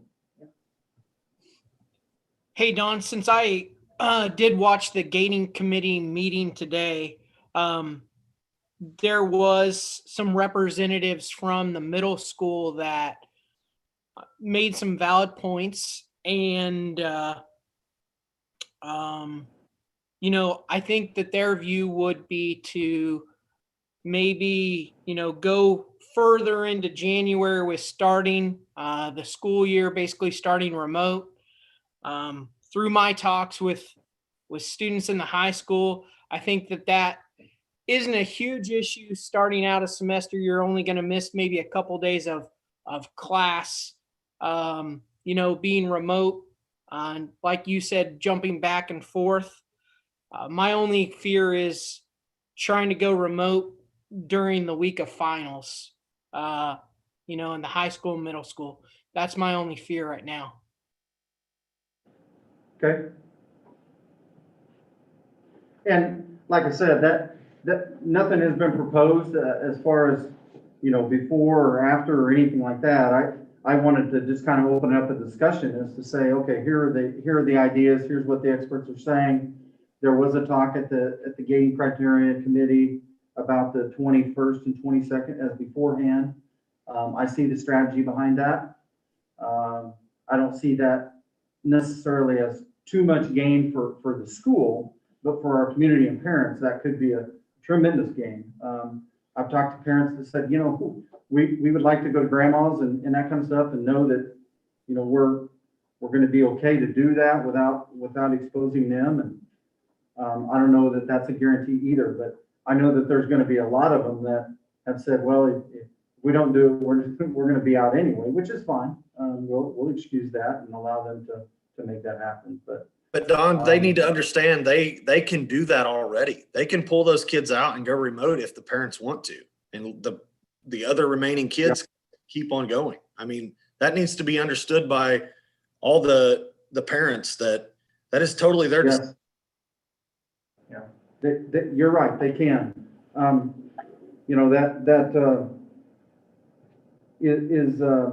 It continues to create the difficulty of that remote and in-person simultaneously teaching as well. I mean, that creates an issue and decreases the education for those in-person and remote, to be honest. I mean, teachers are doing an awesome job, but really one mode or the other, they're going to do better at versus sometimes two, sometimes even 3 modes of different instruction that they're dealing with. And I certainly wouldn't be worth my weight if I didn't mention that teachers are doing above and beyond and working extra hard and creating extra things for them. Of course, they've already got it, and that's something we just need to take into consideration as well. And that is not the mention that I'm sorry, Jared. That isn't the reason I'm totally looking at remote. I'm looking at from a safety standpoint, making sure we got our legs underneath us, making sure we know what we need to know in order to continue moving forward. I was asking, so you're thinking, for like mitigation purposes, are you thinking like the 11th of January? The committee, and we can back, I say the committee, basically it was a consensus, probably among the board or among that group, is you look at 2 weeks for 7/12 to the January 18th. You could say from the middle or from the elementary, January 11th, you had kind of a staggered situation in there. But then again, I think the recommendation is those are the things we could look at it and have the option of doing option 1 is we do nothing. Option 2, we look at moving forward and with the 2-week and the 1-week plan. Option 3, we do a 1 week only for the high school and bring the elementary back. I mean, the options are wild out there as to how we could do it. And that's kind of what our committee had kind of talked about. We threw a bunch of things out there. So I wanted to present it in this factor so we could have more of a discussion about around remote and what would be, a responsible thing to do and look at flexibility from both ends. I understand that our elementary parents, it is difficult. And how can we plan around that? And how can we make sure that our kids are safe, even if they're home and remote while the parent has to work? So we have to, get some time for our parents if we choose to do something like that. Provide some time, and tonight is the decision, or at least not the decision, but time to discuss that and make a recommendation so we can start planning that. But if we do nothing, as I mentioned, if we do nothing, we're going to continue to work. We're going to continue to do our things. I'm just looking at prudent things for me as a superintendent, looking at the big picture of how it all works and see it, providing to the board to say, let's take a look at this. We have to take a serious look at it. Whether we do nothing, fine, but we have to make sure that we do its due diligence to make sure that we make right decisions moving forward. This has been a couple of thoughts or observations in this discussion. If we was looking at going through the 18th to give time for, if anything to show up for families or whatnot before Christmas, that's a week. I mean, the same could be said for coming back in January. I mean, if you're given a week, you could come back the 11th, and in theory, most likely, if anything was going to show up, it's going to show up in that first week of January. So that's just one observation. The other observation is I totally agree, Jake. You know, the parents have the choice for the kids. The people that don't have a choice is the teachers. They're going to have to be around everybody. Unless they go totally remote, the teachers are going to have to be around teachers, staff, nurses, whatnot. We'll have to be around people, and they won't have the option. And that is one of my concerns. The drain on our staff. There's concerns in every angle. It's frustrating. You can't have a solution that just works for everybody, but it's not going to work. Whatever we do, it's going to work for some. It's not going to work for others, whichever way we go. So it's a tough situation, but so I guess that's just some observations I got. I'm not stating an opinion one way or the other. That's just some considerations for us to discuss. And I agree with you. I'm all for the staff's safety. And I met with some of the administrators last week and asked them, what can the board do to make your staff feel safe? And some of what is distance. Well, I don't know what the answer is to that. I'm not in those classrooms every day. I would love to give those answers to keep those kids in class that want to be there. But, I've stood my ground, the whole time that I think the best way to get an education is in class. And unfortunately, it doesn't work for everybody and make everybody feel safe. And that is unfortunate, but we've ultimately got to do what's best for everybody involved and come up with a solution to definitely keep the elementary parents where they can keep their livelihoods. Right. But if we're talking 1 week, I mean, it's similar to a spring break, essentially, right? I mean, you get a week off for spring break for kids, if we're looking at, I mean, I understand exactly where you're coming from too, from the K-6, because, from the parent standpoint, but, if we let's just say you took an extra week, then essentially have your 10 days, right? That we're already going to be talking about here shortly anyway, when it comes to quarantining and that thing. And then also everyone's, they can go do whatever they're going to do, but that also would provide some sort of, from a teacher standpoint, feel better about the comfort level of coming back after that point. It also gives, everyone else time to prepare. I mean, I think at some point we'd have to have some, additional mitigating factors. Like I said, we get a week after Thanksgiving. It seems to, one, provide extra help around the district, but it also seems to have some sort of positive impact. So, I mean, I'm all for, if we look at it, that at least that week after the Christmas break. I mean, that's kind of what was, I mean, they did recommend 2 weeks after, on the Gady committee, but I for sure could see at least 1 week, is my opinion. I got one more comment. From some of the parents, most typical families, each parent gets 2 weeks of vacation. If they've already burnt through 2 weeks, then we come on spring break. These kids are home with ultimately no remote learning to keep track of them, and nor parents there as well. I think we just need to look at all this. We need to spread it out like we did the last go round from 7 through 12 and pre-K through 6. We just keep the parents in mind. I mean, these kids cannot be at home by themselves. I've got little ones at home, or myself, and I couldn't imagine them being at home by themselves a week at a time. There's no way possible. But also these parents have to go to work to pay their bills.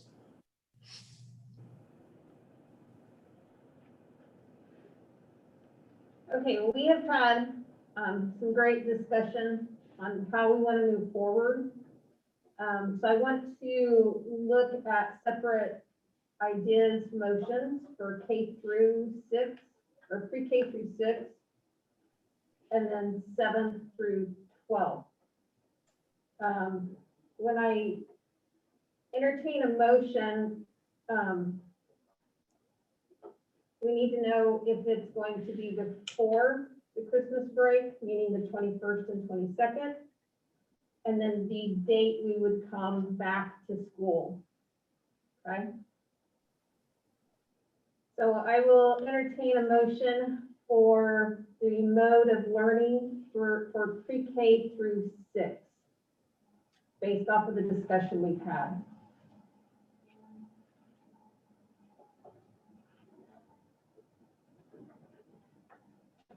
So I make a motion that the mode of learning would be remote for 1 week, returning on January 11th for K through 6.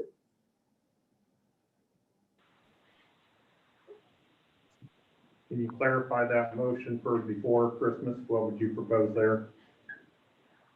So nothing before Christmas, just everything after the holidays. That's all I was wanting to clarify. Correct, yes. Okay, so we have a motion on the floor that pre-K through 6 would go remote for 1 week, additional following the Christmas holiday, and they would return to school on the 11th. Is that correct? That's correct. Do I hear a second? I'll second.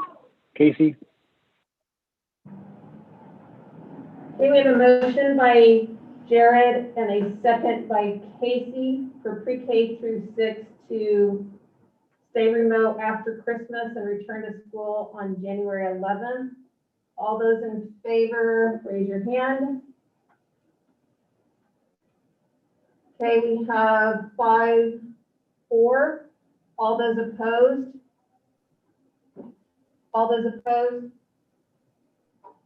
Okay, we have 1. And Nathan, are you abstaining? Yes, abstaining. Okay, so we had, okay, so by abstaining, that goes in as a no vote.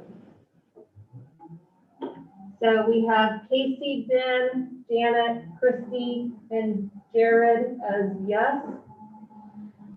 And Jake as no, and Nathan, which is an abstain.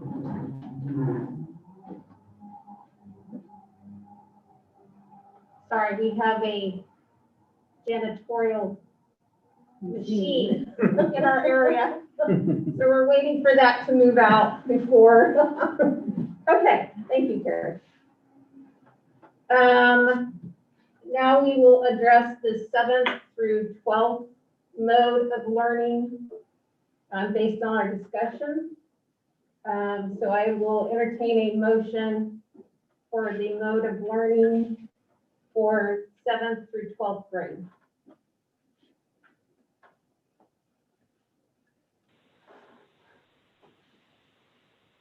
I'll move for the same 1 week after the holidays. So Casey has motioned to follow the same mode of learning of the pre-K through 6 for the 7th through 12th, which would mean they would return to school on the 11th. I second that. It was seconded by Christy. All those in favor, raise your hand. 6. All those opposed? Jake, are you abstaining? Was that a yes, you're abstaining? Yes. So we have 6-4 or 6 Yes. 4, 6 yeses, and then Jake Myers has abstained. Okay. Thank you for your decision. We will move on to the quarantine guideline update that we have received from Butler County. And we learned today that it may not change as much as we hoped. Correct. The quarantine guidelines from CDC and KDHE shortened those from a 14-day quarantine to a 10-day quarantine, as long as after as long as no symptoms, even between days 10 and 14. If there's any symptoms, then, you know, you still need to be excluded from, or you still need to be self-quarantined at that point. There's also a piece in there about a 7-day quarantine opportunity where you could test on day 6 and be back in school following that. Butler County does not plan on instituting that. Sedgwick County, I don't believe they are as either that I'm aware of. And so there has been some changes. We communicated out the 10-day quarantine process out to our parents and those individuals. So instead of the 14 days, it will be 10 days from here on forward, and even some cases that were been even before today, of course. This was active on 12/9, so we've put that in place. Any questions on the quarantine guidelines? So just to be clear, you're doing a 10-day quarantine instead of 14. That's the only change? Yes, that's the only change. The CDC also and KDHE said they would do a 7-day, but you have to test before coming back and you have to test negative. But neither one of our local health departments at this point have said that to institute that. So they've approved that for local health departments to do that, and they have not yet, to my knowledge. I know Butler has not. And so even if Sedgwick has, we have not heard any communication and guidance on how to do that yet, if they do choose to do that. So that is the only change, is the 10-day from the 14. My question would be is, can we implement it to try to reduce the amount of quarantine days?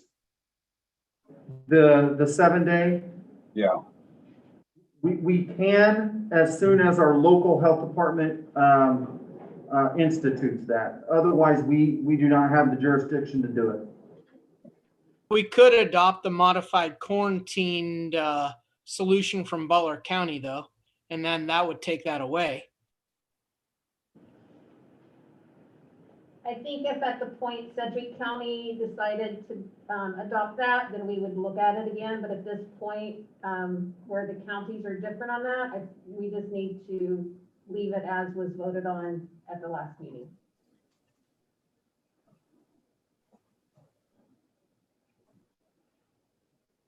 So any other questions on the quarantine guidelines?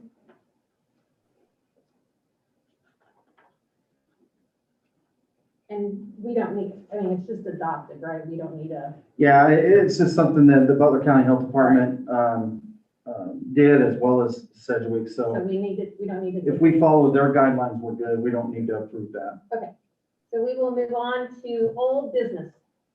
Okay, last meeting, I had said that I would go back and provide some procedures for the request to appear before the board in regards to policy and procedure. It's included in your packet, the document that we put together.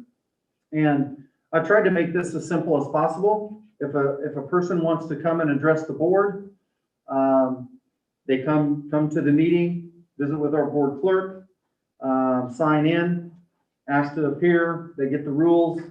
Then that information is given to the board president. The board president then is assigns people to speak at the board meeting. I think that's as simple as we can do it without getting into too further details or to make it too difficult for people to come. That's pretty typical of the districts that I've been in previously, how it's operated. There's some public comment guidelines that I included in the sheet. Are there any questions on what's included in the back sheet or the procedure and how that would work?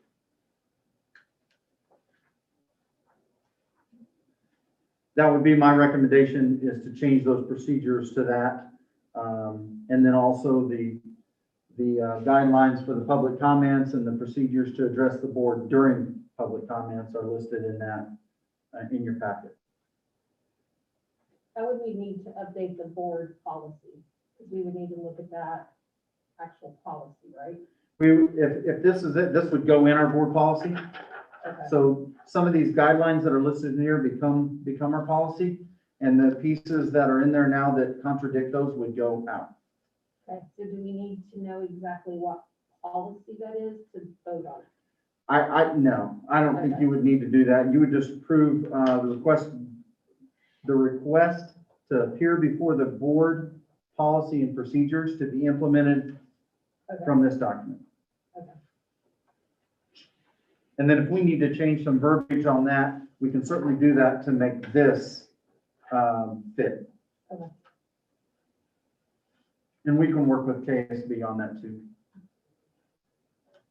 Do we have any questions or suggestions, comments on the request to appear before board policy and procedure?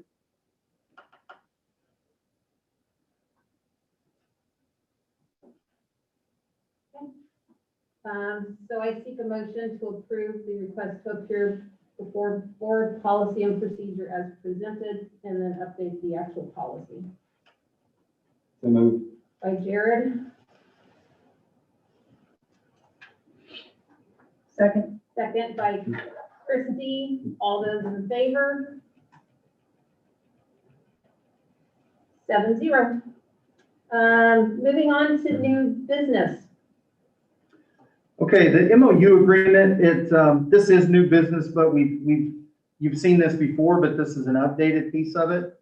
The FFCRA, the Family First Coronavirus Act, expires on December 31st, which included some information in our previous MOU with teachers and how we would work with them through the pandemic. Basically, the updated version to this is that starting January 1st through June 1st, if a teacher misses work due to the pandemic and they teach remotely, they will not obviously be charged a sick day, and that's included in there. However, if they do not teach remotely during that time, of course, they would be charged their accrued leave. That's really the updated. There's another piece in there about the remote. Let me pull it up here. Let me grab it. In the event a snow day must happen due to inclement weather, the snow day may be classified as a remote learning day. It's not guaranteed, but it may. The remote learning day would be used if needed to satisfy the 1,116-hour requirement according to statute. And really, those are the only two changes that we made to the document. Dawn, when we're in remote, does that have teachers showing up to their classrooms, or is that teaching from wherever they desire? They would be in their classroom, sir. That's what we did last time. That's what we'll do at this time. Now, let's say we have a snow day and we count it as a remote. We would allow them to do that from home due to the safety of our teachers traveling to the school. But otherwise, if we're in remote, they would be on location, unless approved by their principal for some other reason that they would need to be at home in that particular day for whatever reason that would be. But that's very few and far between, but there can be those kind of things happen. But for the most part, we would ask them to be on site for their teaching mode.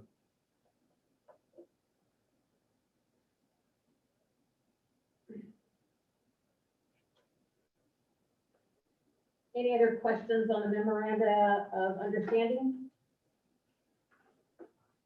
Okay, I seek a motion to approve the memoranda of understanding as presented. I'll first that. So moved by Nathan, second. I'll second it. It's Ben. Second by Ben. All those in favor? 7-0. And now we go to our financial audit.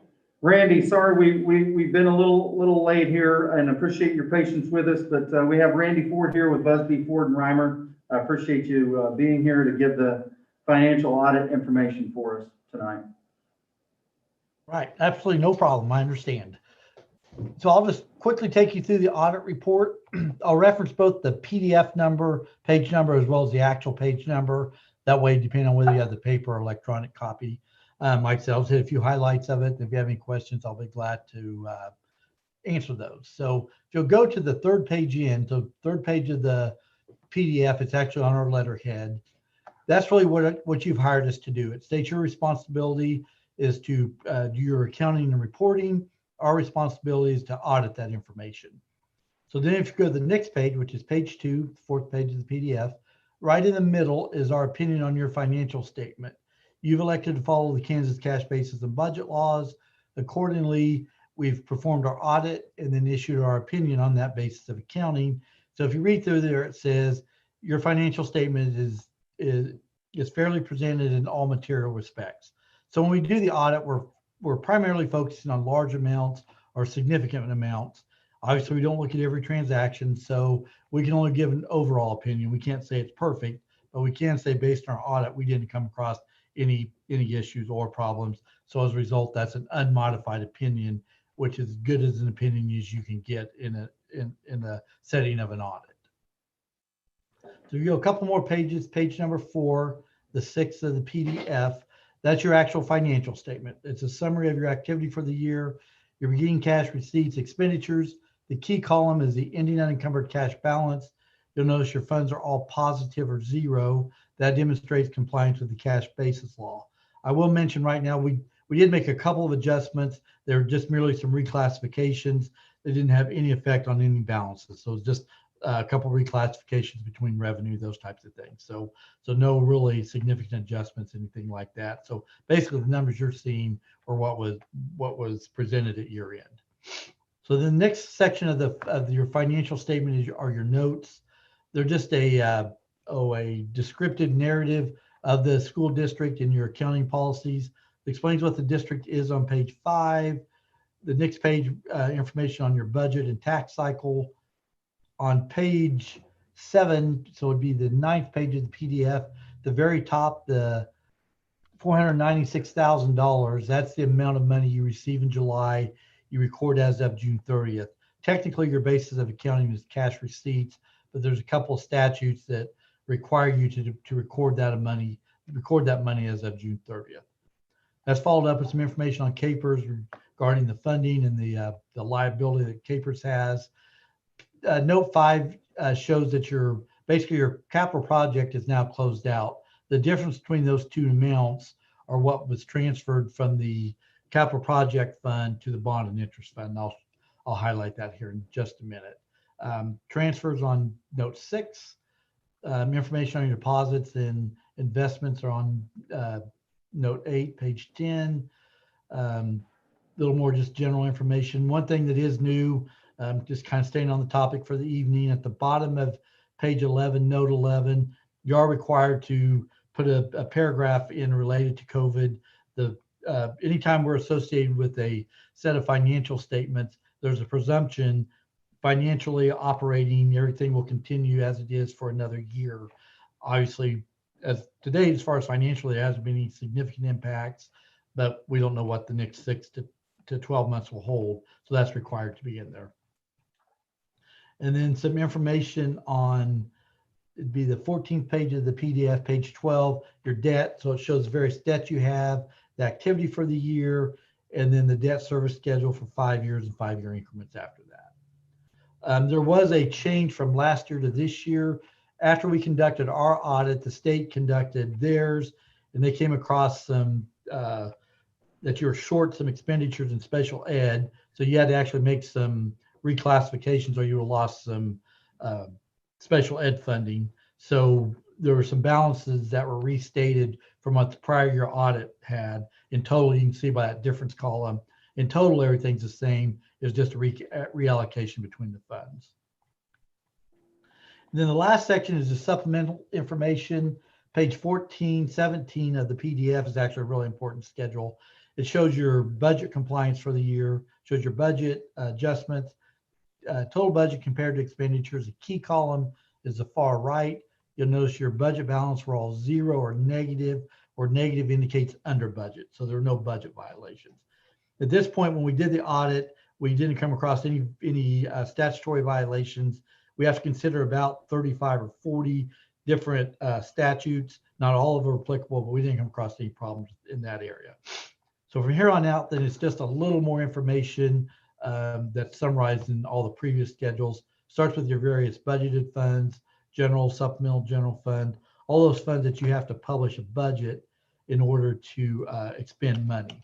Like I said, the summary corresponds with the categories within your budget. And then after that, it's your special revenue funds, things like federal funds, gifts and grants, those types of funds that are limited for a specific purpose, but you don't have to publish a budget. That'll be the 29th page of the paper document. That goes on for a couple pages. If you look on page 33, that's your closeout of your bond fund. You'll see the $1,085,000 that was transferred to close out your project fund, and that was transferred into your bond and interest fund at the end of the year. Last few pages are the money that's at the various schools. The first 3 pages of that are agency funds. That indicates it's money that belongs to somebody else. In your case, it would be the student groups. Page 37 then is money that is also held at the school. It's the school money, things like gate receipts, those types of things. Obviously, that was down some this year. And then lastly, on page 38 is your federal funds. It shows your various federal funds, the amount you expended during the year. You'll note the expenditure column is $729,897.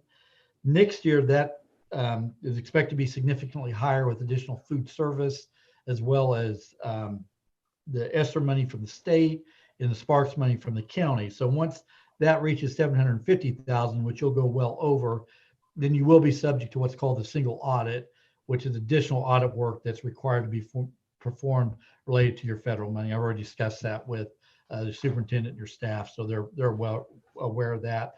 And I'm going to do a little bit of assistance to them related to the Sparks money, just to kind of help make sure everything's in line so that there aren't any issues when we audit it. There's nothing that prevents us from at least giving you some ideas of what you need to be aware of, so that's all in order when we come back here in 8 or 9 months to do that. And then there is a second letter that was provided to the board. It's merely just a summary of the audit.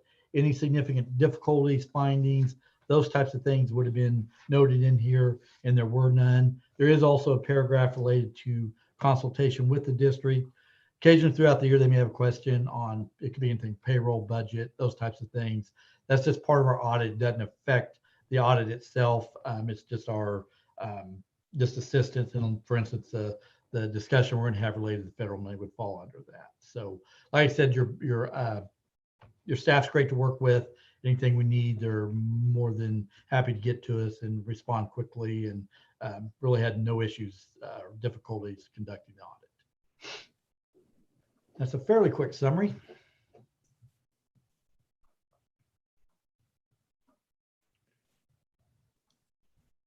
Does anybody have any questions regarding the audit or comments? And do we need to make a motion to accept the audit? Or Janet? We do. Okay. So if there's no questions or comments, I seek a motion to accept the audit as presented. I'll make that motion. Do I hear a second? I'll second that. I Jake? have a motion by Ben and a second by Jake. All those in favor? 7-0. I would like to say that the staff in the administration office is awesome. They do a good job. Agreed. Yes. So thank you for, Share that with you tomorrow. thank you for your diligent work throughout the year and with the actual audit. Absolutely. Yes. Thank you, Randy. Oh, you're welcome. Have a good evening. You too. Thank you.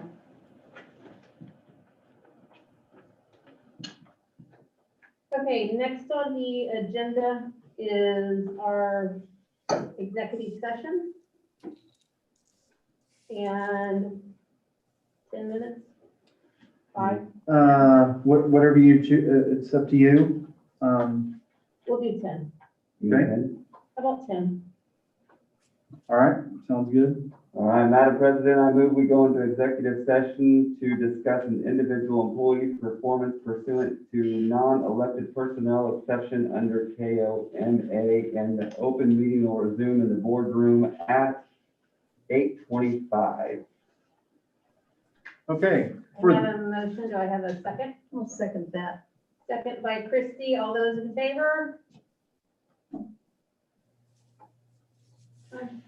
8:25. Okay, those that are on live stream, we're gonna stop the live stream due to the executive session. We will start again live at 8:25. So we're gonna stop the live stream. We will be back.